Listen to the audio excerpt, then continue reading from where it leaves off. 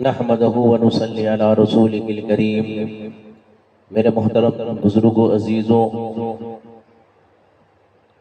ابن عباس رضی اللہ تعالی عنہ کی روایت ہے کہ انہوں نے حضور صلی اللہ علیہ وآلہ وسلم کو یہ ارشاد فرماتے ہوئے سنا کہ جنت کو رمضان شریف کے لیے خوشبو کی دھونی دی جاتی ہے اور شروع سال سے آخر سال تک رمضان کی خاطر آراستہ کیا جاتا ہے۔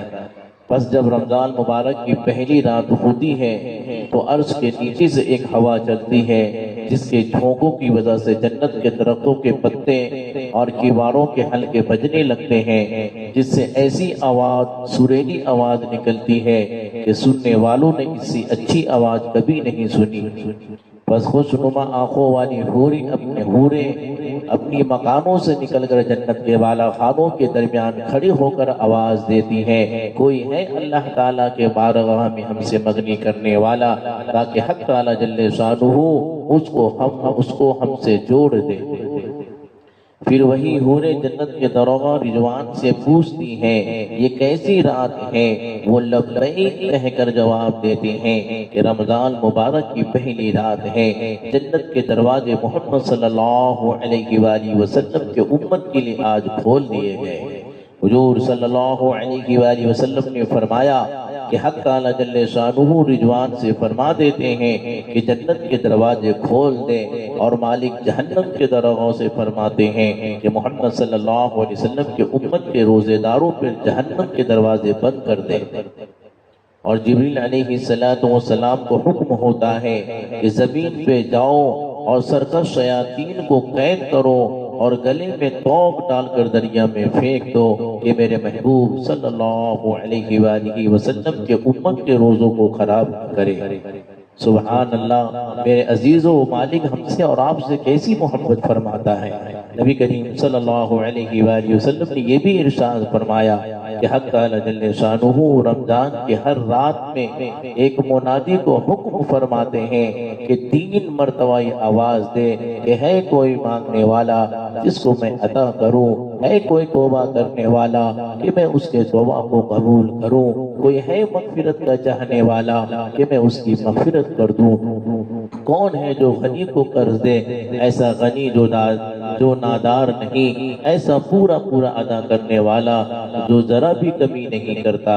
حضور صلی اللہ علیہ وآلہ وسلم نے فرمایا کہ حق تعالیٰ جل شانہ رمضان شریف میں روزانہ افطار کے وقت ایسے 10 لاکھ آدمیوں کو جہنم سے آزاد فرماتے ہیں جو جہنم کے مستحق ہو چکے تھے۔ اور جب رمضان کا آخری دن ہوتا ہے تو ایک رمضان سے آج تک جس قدر لوگ جہنم سے آزاد کیے گئے تھے ان کے برابر اس ایک ہی دن میں آزاد فرماتے ہیں۔ جس رات شب قدر ہوتی ہے تو حق تعالیٰ جل شانہ حضرت جبریل علیہ السلام کو حکم فرماتے ہیں کہ وہ فرشتوں کے ایک بڑے لشکر کے ساتھ زمین پہ اترتے ہیں۔ ان کے ساتھ ایک سبز جھنڈا ہوتا ہے جس کو کعبہ کے اوپر کھڑا کر دیتے ہیں، اور حضرت جبریل علیہ السلام کے 100 بازو ہیں جن میں سے 2 بازو کو صرف اسی رات میں کھولتے ہیں جن کو مشرق سے مغرب تک پھیلا دیتے ہیں۔ پھر حضرت جبریل علیہ السلام فرشتوں کو تقاضا فرماتے ہیں کہ جو مسلمان آج کی رات میں کھڑا ہو یا بیٹھا ہو، نماز پڑھ رہا ہو، ذکر کر رہا ہو، اس کو سلام کرے اور مصافحہ کرے، ان کی دعاؤں پر آمین کہیں۔ صبح تک یہی حالت رہتی ہے۔ جب صبح ہو جاتی ہے تو جبریل علیہ السلام آواز دیتے ہیں، اے فرشتوں کی جماعت، اب کوچ کرو، چلو چلو۔ فرشتے حضرت جبریل سے پوچھتے ہیں کہ اللہ تعالیٰ نے محمد صلی اللہ علیہ وآلہ وسلم کے امت کے مومنوں کی حاجتوں اور ضرورتوں میں کیا معاملہ فرمایا ہے؟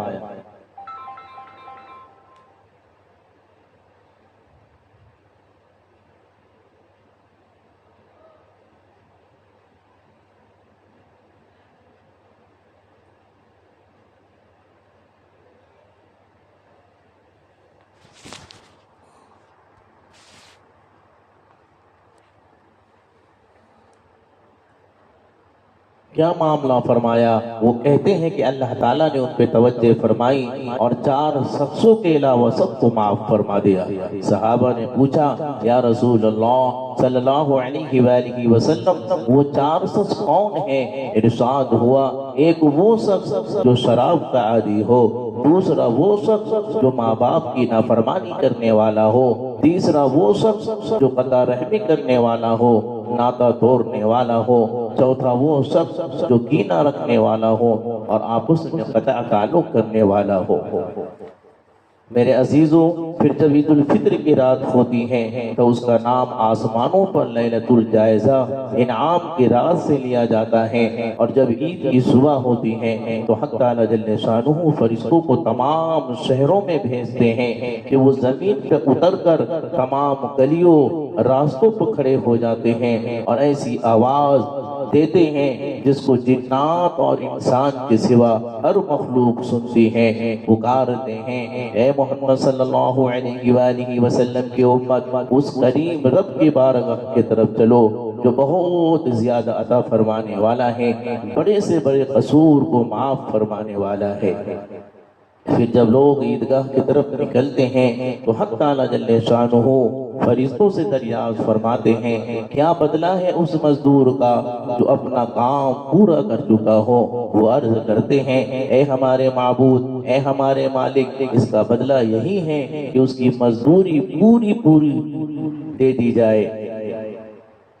تو حق تعالی جل شانہ ارشاد فرماتے ہیں اے فرشتوں میں تمہیں گواہ بناتا ہوں، میں نے ان کو رمضان کے روزوں اور تراویح کے بدلے میں اپنی رضا اور مغفرت عطا کر دی۔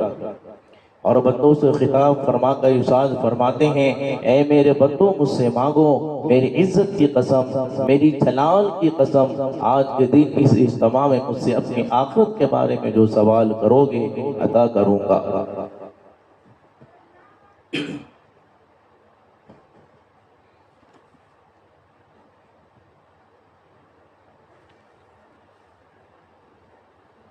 اور دنیا کے بارے میں جو سوال کرو گے اس میں تمہاری مصلحت پر نظر کروں گا۔ میری عزت کی قسم، جب تک تم میرا خیال رکھو گے میں تمہاری لغزشوں پر ستاری کرتا رہوں گا اور ان کو چھپاتا رہوں گا۔ میری عزت کی قسم، میرے جلال کی قسم، میں تمہیں مجرموں اور کافروں کے سامنے رسوا اور ذلیل نہ کروں گا۔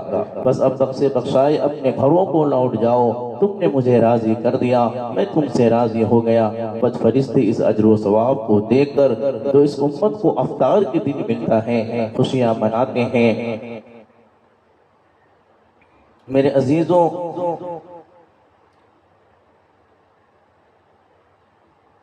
سب سے اول یہ کہ ہم تو یہ بہت سے لوگ جو ہے اس رمضان مقدس کے اندر بھی جو ہے دین نیکی سے محروم ہو جاتے ہیں اور ان کی مغفرت نہیں ہوتی، اور وہ عید کے اس مغفرت سے بھی جو ہے محروم ہو جاتے ہیں، جن میں سے آپس کے لڑنے والے اور ماں باپ کی نافرمانی کرنے والے بھی ہیں۔ ان سے کوئی پوچھے کہ تم نے اللہ کو ناراض کر کے اپنے لیے کون سا ٹھکانہ ڈھونڈ رکھا ہے؟ افسوس تم پر بھی اور تمہاری اس عزت پر بھی جس کے حاصل کرنے کے غلط خیال میں تم رسول اللہ صلی اللہ علیہ وآلہ وسلم کی بددعائیں برداشت کر رہے ہو، جبریل علیہ السلام کی بددعائیں اٹھا رہے ہو، اللہ کی رحمت و مغفرت سے بھی تم نکالے جا رہے ہو۔ میں پوچھتا ہوں کہ آج تم نے اپنے کو اور اپنی منہ اور اپنی منہ اونچی کر لی ہے، وہ کتنے دن تمہارے ساتھ رہ سکتی ہیں جبکہ اللہ کا پیارا رسول اللہ صلی اللہ علیہ وآلہ وسلم تمہارے اوپر لعنت کر رہا ہے، اللہ کا مقرب فرشتہ تمہاری ہلاکت کی بددعائیں دے رہا ہو۔ اللہ جل شانہ تمہیں اپنی مغفرت و رحمت سے نکال رہے ہیں۔ اللہ کا واسطہ جو ہوا بس کر صبح کا بھٹکا شام کو گھر آ جائے تو کچھ نہیں گیا۔ آج وقت ہے کہ توبہ کر لیں، اللہ کے سامنے معافی مانگ لیں، اللہ تیری جو ہے معافی کو قبول فرمائے گا، تجھے معاف کر دے گا۔ نبی کریم صلی اللہ علیہ وآلہ وسلم کا ارشاد ہے کہ مفلس میری امت میں وہ شخص ہے کہ قیامت کے دن نیک اعمال کے ساتھ آئے اور نماز روزہ صدقہ سب کچھ سد کے کچھ لائے، لیکن کسی کو گالی دے رکھی ہوگی، کسی کو تہمت لگا دی تھی، کسی کو مار پیٹ کی تھی، بس یہ سب دعوے دار آئیں گے اور اس کے نیک اعمال میں سے ان حرکتوں کے بدلہ وصول کر لیں گے۔ جب اس کے پاس نیک اعمال ختم ہو جائیں گے تو اپنی برائیاں ان حرکتوں کے بدلے اس پہ ڈالتے رہیں گے، پھر اس انبار کی بدولت وہ جہنم رسید ہو جائے گا، اور اپنے کثرت اعمال کے باوجود جو حسرت اس کو ہوگا وہ بیان کرنا نہیں ہے۔ میرے عزیز، ہم اللہ کے سامنے معافی مانگیں، توبہ کریں، اللہ تبارک و تعالی ہم سب کو مومنوں کو اللہ جو ہے معاف فرما دے۔